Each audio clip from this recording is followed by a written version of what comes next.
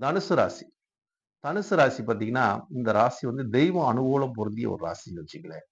இந்த ராசி அதிபதியா வரக்கூடியவர் குரு பகவான். தன் ஸ்தானத்துக்கு போய் 6ல் இருக்கார். 6ல் இருந்தா வக்ரம் பெற்றிருக்கார்.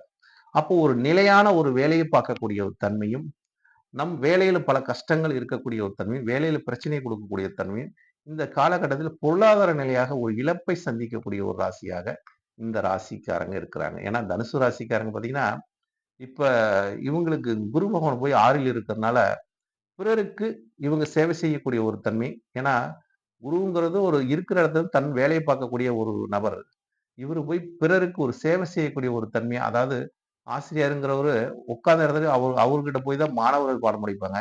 இவரு போய் இப்ப மாணவருக்கு பாடம் சொல்லி அதுல காசு சம்பாதிக்கக்கூடிய ஒரு தன்மையாக இருக்குது. அதனால மாணவர தேடி இவரு போகக்கூடிய ஒரு காலகட்டம் இந்த தனுசு ராசிக்காரங்க. அதாவது தொழில தேடி, வருமானத்த தேடியும் ஒரு அலைச்சலை